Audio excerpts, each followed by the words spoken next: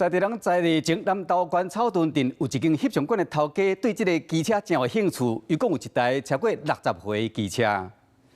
蔡家昌向朋友介绍这台机踏车是用台湾、日本、德国的零件组成，是真耐操。到今嘛应该超过60岁啊。迄阵奥多麦可能进口关税真贵啊，所以无进口奥多麦时用变通的方法做这个铁尾来载重。 啊，较早较有钱人，才有可能去买到这个铁尾。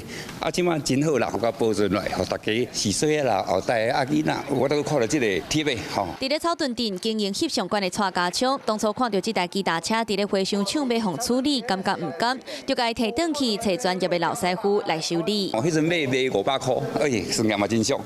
啊，修理要10万块，啊，加在有咱啊，个有迄老师傅有迄个技术，愿意来做这个工作。伫各种的展示会场，这台机踏车定定正做焦点。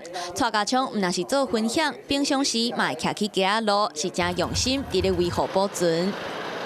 你好，我是宋彦明，想掌握最及时的新闻资讯吗？赶紧订阅、按赞、开启小铃铛，锁定华视新闻 YouTube 频道。